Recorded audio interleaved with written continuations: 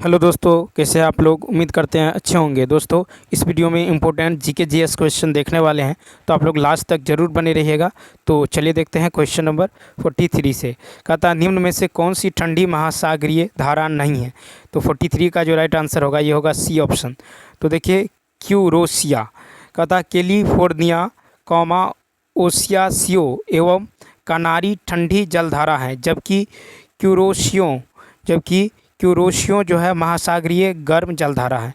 वैसी महासागरीय जलधाराएं जिनकी उत्पत्ति उच्च अक्षांशों अर्थात ध्रुवीय प्रदेशों में होती हैं और निम्न अक्षांश जो है अर्थात विषुवतीय प्रदेशों की ओर प्रवाहित होती हैं, ठंडी अर्थात शीत जलधारा होती है। विषुवत रेखीय प्रदेशों से ध्रुवों की ओर प्रवाहित होने वाली जलधारा जो है ये गर्म जो है होती हैं। अब चलिए देखते हैं कि महाद्वीपों के पश्चिमी भाग में प्रवाहित होने वाली जलधारा शीत होती हैं और पूर्वी भाग में प्रवाहित होने वाली जलधारा जो है गर्म होती हैं। क्यूरोशियो जलधारा प्रशांत महासागर का गर्म जलधारा है। नेक्स्ट है हेलसिंकी राजधानी है। तो इसका जो राइट आंसर होगा ए ऑप्शन, यानी हेलसिंकी फिनलैंड की राजधानी है। फिनलैंड उत्तरी यूरोप महाद्वीप में स्थित क्षेत्रफल की दृष्टि से 8वां सबसे बड़ा देश है। फिनलैंड का धरातल अत्यधिक विषम है। अधिकांश भूभाग पर चौरस ग्रेनाइट शिले विस्तृत हैं जो हिमस्खलन से प्रभावित तथा कोनधारी वनों से ढका हुआ है। उसके बाद देखिए कि नॉर्डिक देशों के अंतर्गत डेनमार्क, नॉर्वे, फिनलैंड, आइसलैंड तथा स्वीडन आता है। फिनलैंड की मुद्रा यूरो है। आइसलैंड की राजधानी रिकजेविक है और लाटविया की राजधानी है रीगा। नेक्स्ट क्वेश्चन, हाल ही में मार्कोनी पुरस्कार 2023 से किसे सम्मानित किया गया है। तो बी ऑप्शन, हरि बाल कृष्णन। तो हाल ही में मार्कोनी पुरस्कार से जो है हरि बाल कृष्णन को सम्मानित किया गया है। फिर देखिए 52वां दादा साहेब फाल्के पुरस्कार जो है ये जो है आशा पारेख को दिया गया है। प्रीतिजकर जो है आर्किटेक्चर अवार्ड 2023 ये डेविड चिपरफील्ड को मिला है। 33वां मूर्ति देवी पुरस्कार 2019 ये दिया गया है डॉक्टर विश्वनाथ तिवारी को।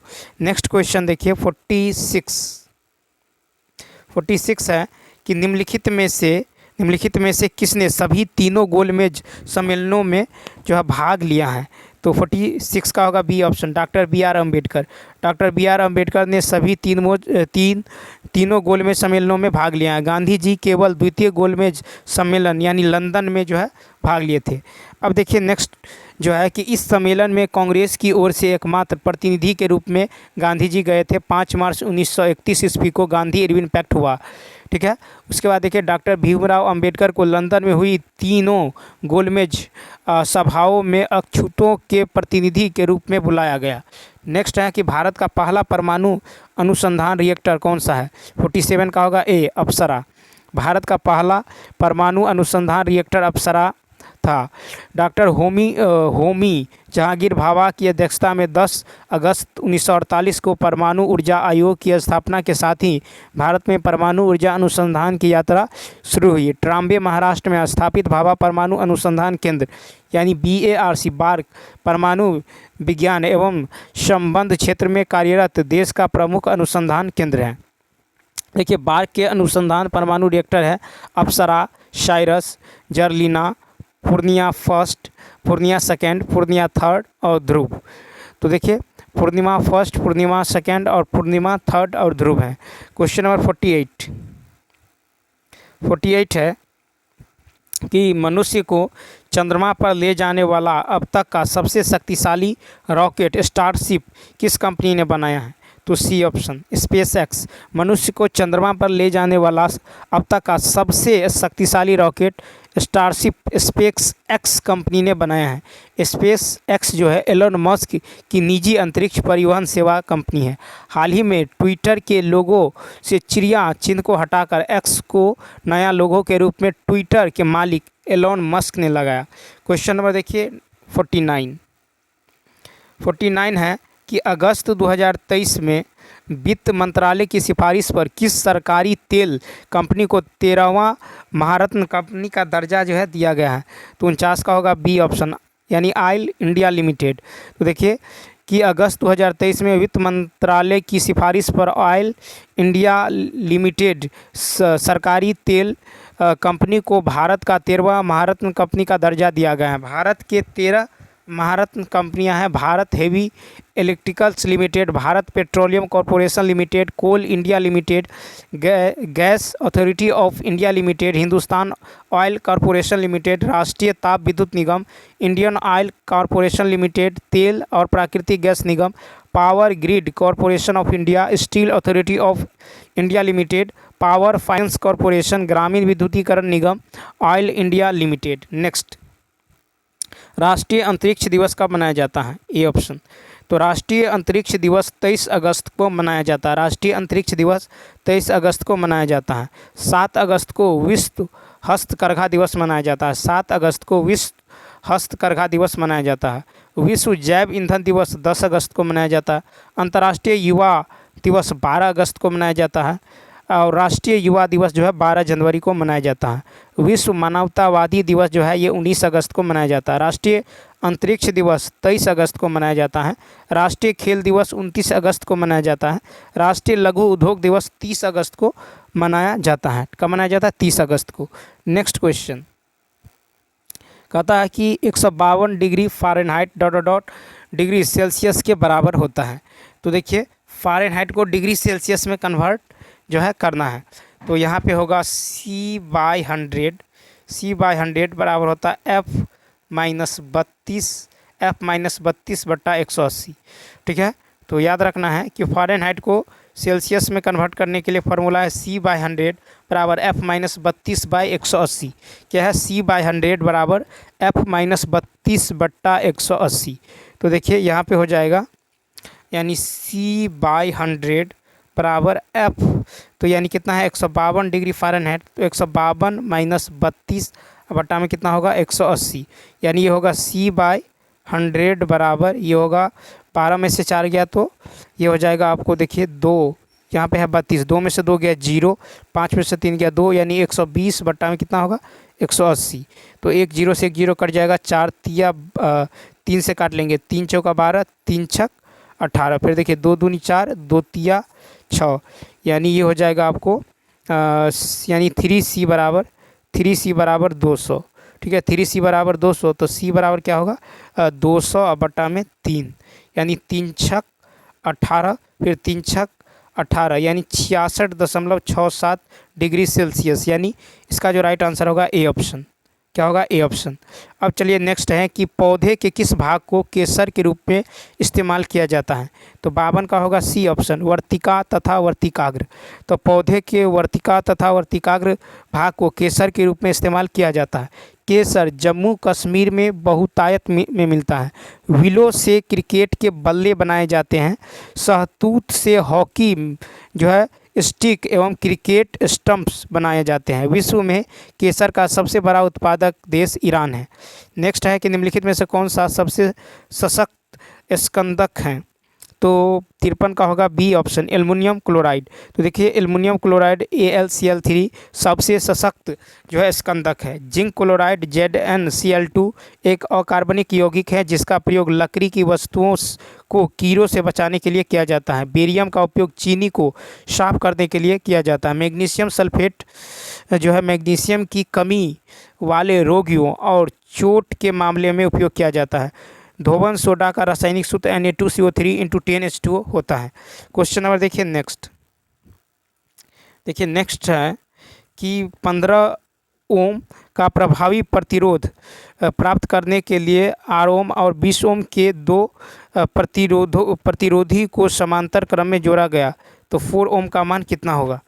तो देखिए 54 का जो राइट आंसर होगा, तो समांतर क्रम में क्या होता है? 1/r बराबर 1/r1 + 1/r2। ठीक है, समांतर क्रम के लिए होता है 1/r बराबर 1/r1 + 1/r2। तो ये दे दिया गया है कि 15 ओम का प्रभावी प्रतिरोध को जो है समांतर क्रम है, तो 1/15 बराबर होगा 1/, तो कहता है Rg का मान तो के लिए, तो यहाँ पे होगा 1/r + 1/r2 का मान कितना है? तो 20 है। ठीक है, इसको इधर लाएंगे प्लस में है तो ये हो जाएगा माइनस में। ठीक है, क्या होगा? +1/-20। ठीक है, इसका एलसीएम लेंगे तो ये हो जाएगा आपको 60। तो 20 यहाँ कितना होगा? 60, 20 × 60 और 15 × 60, यानी कितना होगा? 1/60। तो 1/r का मान कितना निकला 1/60, यानी r बराबर कितना होगा, तो r बराबर हो जाएगा 60 ओम। ठीक है, कितना होगा 60 ओम, यानी 54 का क्या होगा, सी ऑप्शन। अब चलिए देखते हैं नेक्स्ट है निम्न में से किसका द्रव्यमान जो है निम्न में से अधिक द्रव्यमान किसका है, 55 का सी। तो देखिए electron comma proton comma neutron एवं हाइड्रोजन न्यूक्लियस में न्यूट्रॉन का द्रव्यमान अधिक होता है। ठीक है, क्या होता है, न्यूट्रॉन का द्रव्यमान क्या होता है, अधिक होता है।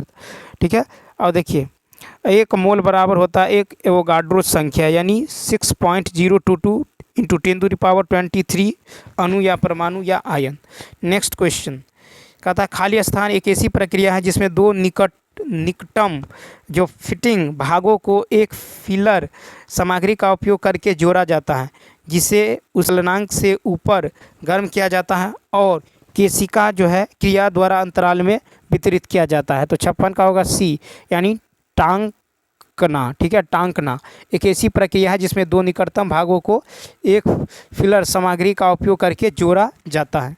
ठीक है, उसके बाद देखिए कि जो है बल्कनीकरण में रबर को कठोर और टिकाऊ बनाने हेतु गंधक यानी सल्फर मिलाया जाता है, और सोल्डिंग प्रक्रिया में प्रायः सीसा और टीन से बनी धातु का प्रयोग किया जाता है। एल्युमिनियम परऑक्साइड की मोटी परत बनाने या चढ़ाने की प्रक्रिया एनोडीकरण कहलाता है। ठीक है, अब चलिए देखते हैं नेक्स्ट क्वेश्चन 57 है कि प्रकाश संश्लेषण प्रक्रिया में परिवर्तन निहित है, 57 का सी। सौर ऊर्जा का रासायनिक ऊर्जा में, प्रकाश संश्लेषण प्रक्रिया में सौर ऊर्जा का रासायनिक ऊर्जा में परिवर्तन होता है। ठीक है, तो प्रकाश संश्लेषण प्रक्रिया में सौर ऊर्जा का रासायनिक ऊर्जा में परिवर्तन होता है। रासायनिक ऊर्जा का प्रकाश एवं ऊष्मा ऊर्जा में परिवर्तित करता है मोमबत्ती। फिर विद्युत सेल जो है रासायनिक ऊर्जा को विद्युत ऊर्जा में परिवर्तित करता है। लाउड स्पीकर विद्युत ऊर्जा को ध्वनि ऊर्जा में परिवर्तित करता है। माइक्रोफोन ध्वनि ऊर्जा को विद्युत ऊर्जा में परिवर्तित करता है। नेक्स्ट कहता है डेटॉल में मौजूद प्रतिरोधी यौगिक हैं, बी ऑप्शन। तो देखिए डेटॉल में जो मौजूद प्रतिरोधी यौगिक है यह है एनलोरोक्सीलेनोल। ठीक है, तो इसका बी ऑप्शन क्या होगा, राइट होगा। अब देखिए कि एंटीपायरेटिक्स का उपयोग जो है ज्वरनाशी में किया जाता है। नेक्स्ट क्वेश्चन 59 है कि निम्नलिखित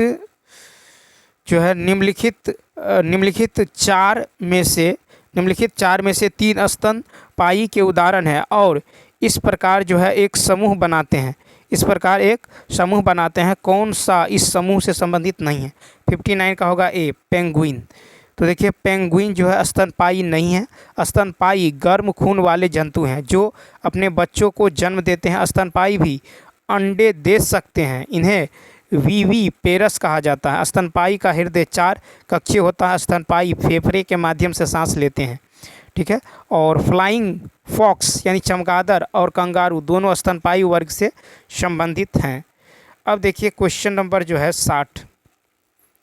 क्वेश्चन नंबर 60 है कि वयस्क मानव में रुधिर की सामान्य मात्रा होती है। 60 का सी ऑप्शन, 5 लीटर। वयस्क मानव में रुधिर की मात्रा 5 से 6 लीटर होती है। पुरुषों की तुलना में महिलाओं के शरीर में रक्त की कमी अधिक होती है। रुधिर एक तरल संयोजी ऊतक है। यह जो भ्रूण के मेसोडर्म से निर्मित होता है। मानव शरीर में रक्त की मात्रा शरीर के भार का लगभग 7% होता है। रक्त का जो पीएच मान होता है ये 7.4 होता है। रक्त का पीएच मान कितना होता है, 7.4 होता है। तो चलिए दोस्तों, इस वीडियो में इतना ही। यदि यह वीडियो अच्छा लगा हो तो लाइक, शेयर और सब्सक्राइब करना न भूलें, और साथ ही कमेंट करके बताएं कि यह वीडियो आपको कैसा लगा। तो चलिए मिलते हैं नेक्स्ट वीडियो में। Thanks for watching.